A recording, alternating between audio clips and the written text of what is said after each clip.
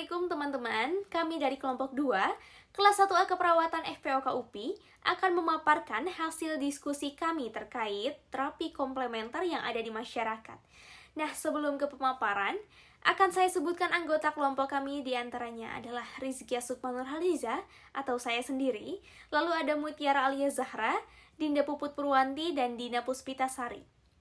Baik, kalau begitu langsung saja mari kita simak pembahasannya. Nah, sekarang kita akan membahas mengenai latar belakang. Jadi, sejak dahulu itu berkembang dan berdirinya perusahaan yang didasarkan pada turun-temurun. Nah, keahliannya itu terutama pada budaya konsisten diimplementasikan sampai detik ini. Yang kedua, terapi modalitas adalah suatu terapi pelengkap dari terapi medis. Dipercayakan oleh masyarakat, terutama pada kalangan dewasa tua atau lansia, sebagai terapi alternatif. Lalu yang ketiga, penggunaan organisme hidup untuk mengobati penyakit manusia dan hewan dikenal sebagai bioterapi menurut Kreisberger 2013. Nah, lalu yang terakhir, hewan yang digunakan itu adalah belatung, lintah, lebah, cacing parasit, dan ikan, sehingga memunculkan bidang terapi belitung, hirudoterapi, apiterapi, terapi cacing, iktioterapi, dan lain-lain, menurut Alpes dan Polikarpo tahun 2018. Nah, selanjutnya kita akan membahas mengenai tujuan dari makalah ini. Nah, yang pertama adalah menambah pengetahuan atau wawasan proses menjadi praktisi iktioterapi, keefektifan atau kebermanfaatan terapi iktioterapi ini. Lalu yang kedua, menganalisis jenis penyakit yang sesuai untuk diberikan di iktioterapi ini. Lalu yang ketiga, mendapatkan sumber yang relevan dan informasi mengenai efek samping dari iktioterapi. Lalu yang terakhir, kita bisa mengetahui step by step atau urutan langkah-langkah bagaimana iktioterapi ini bekerja. Nah, selanjutnya kita bakalan membahas mengenai pengertian iktioterapi sendiri. Nah, iktioterapi sendiri dikenal juga dengan sebutan terapi ikan atau iktioterapi. Nah, ini merupakan jenis terapi kaki yang dimana nanti kaki akan dimasukkan ke dalam bak atau tangki kecil yang berisi air dan ada beberapa ikan yang disebut dengan Gararufa. Lalu ikan tersebut membersihkan sekaligus mengelupas sel-sel kulit mati yang terdapat pada kaki manusia. Nah, selanjutnya kita bakalan membahas mengenai iktioterapi, sejarahnya. Nah, iktioterapi ini berasal dari mata air ikan kangal di Turki, yaitu ada pada sebuah mata air yang terletak di Kangal, sebuah kota kecil yang terletak di Provinsi Sivas. Dan menurut sejarahnya ini, kegunaan mata air ini pertama kali diketahui 1900 oleh seorang pengembala yang menyembuhkan kakinya yang terluka pada mata air tersebut. Hal ini menyebabkan pengembangan fasilitas umum atau kolam renang umum penginapan di mata air tersebut menjadi pesat tahun 1960 menurut Sayili 2007. Oke teman-teman, selanjutnya proses membuka usaha dan menjadi praktisi iktioterapi. Nah, di Indonesia ini praktik pengobatan iktioterapi itu tidak seperti praktik pada umumnya. Nah, selanjutnya yaitu masyarakat yang tertarik membuka usaha ini hanya membutuhkan modal usaha, keberanian, dan relasi untuk mendapatkan produk ikan Gararufa ini. Mendapatkan ikan Gararufa ini bisa secara impor atau sekedar bekerja sama dengan pihak lain, jadi collab lah gitu.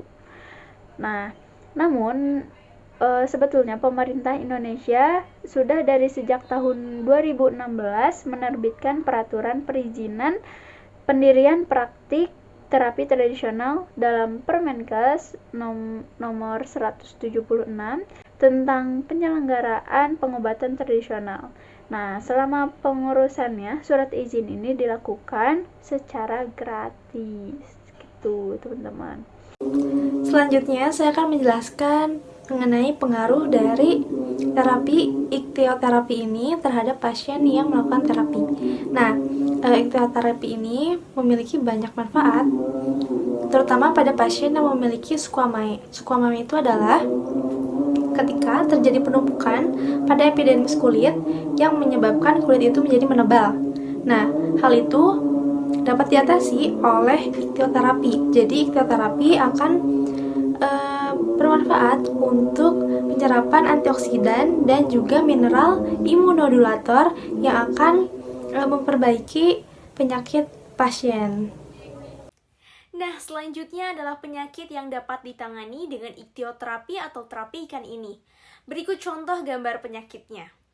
Penyakit yang pertama adalah penyakit psoriasis atau kulit bersisik karena gangguan kekebalan tubuh seperti stres dan infeksi. Lalu ada jerawat punggung dan eksim atau ruam merah karena peradangan di kulit.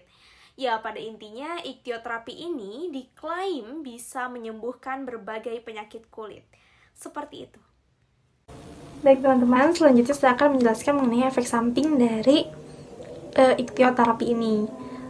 Selain kita bisa mendapatkan manfaat, maka akan ada efek samping yang kita dapat. Nah, salah satu efek samping yang ada pada iktioterapi ini yang pertama adalah infeksi dan juga non-infeksi. Nah, infeksi itu apa aja sih? Nah, infeksi itu seperti halnya kondisi air dengan ikan yang sama, pasti sudah pernah terkontaminasi oleh pasien-pasien sebelumnya. Jadi, dalam pasien-pasien sebelumnya atau klien yang melakukan terapi ini kan bisa jadi mereka ini sudah terkontaminasi virus yang bisa menyebar. Kemudian, ikan yang ada dan kondisi air yang sama akan dipakai oleh pasien-pasien selanjutnya. Nah, maka bakteri, jamur, ataupun virus yang terdapat pada air dan juga ikan tersebut akan disebarkan melalui pasien-pasien selanjutnya. Nah, itu yang menyebabkan kita bisa infeksi, teman-teman. Nah, selanjutnya ini adalah efek samping non-infeksi. Nah, untuk kasus sekarang ini, contohnya ini seperti kita misalnya melakukan terapi, kemudian kita tergigit oleh ikan, dan ikan tersebut membuat kaki kita luka. Dan biasanya ikan-ikan itu tidak sengaja untuk menggigit bagian unit-unit kuku yang bisa sangat mudah untuk terluka. Oke teman-teman, selanjutnya cara melakukan iktioterapi. Yang pertama, pengobatannya itu berlangsung selama 3 minggu. Yang kedua, mandi ikan ini dilakukan secara rutin di dalam bak mandi yang suhunya itu 36 derajat Celcius sampai 37 derajat Celcius. Nah, selanjutnya dalam pengobatan iktioterapi ini menggunakan ikan gararufa yang ukurannya itu 3 cm sampai 5 cm. Jadi jangan gede-gede ya ikannya. Terus merendamnya itu, waktu untuk merendamnya itu antara 3 menit sampai 5 menit gitu. Jadi jangan kelebihan ya, teman-teman. Dan air bekas pasien lain itu harus disterilisasi lagi. Jadi kayak harus dibuang gitu, terus diganti lagi sama air yang baru biar mencegah terjadinya infeksi atau timbulnya penyakit yang baru kayak gitu, teman-teman. Nah, yang terakhir adalah bagaimana sudut pandang medis terhadap terapi ikan ini? Secara gamblang, iktioterapi ini terbilang cukup kontroversial karena terdapat beberapa resiko bagi pasien. Di antaranya, pendarahan yang disebabkan oleh minimnya pengetahuan praktisi terhadap jenis ikan yang dipakai untuk terapi.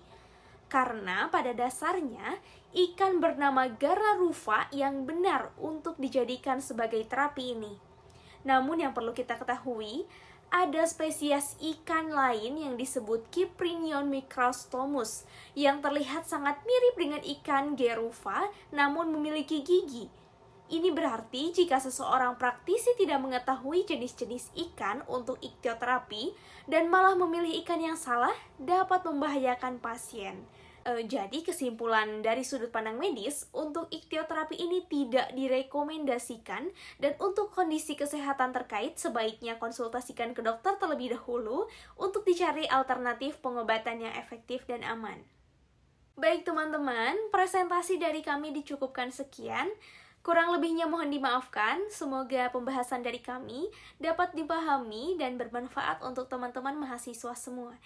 Bila ada yang ingin ditanyakan, bisa langsung ketik di kolom komentar atau langsung kirim pesan pribadi lewat surel kami. Kami terbuka untuk diberi masukan, kritik maupun saran. Terima kasih. Wassalamualaikum warahmatullahi wabarakatuh.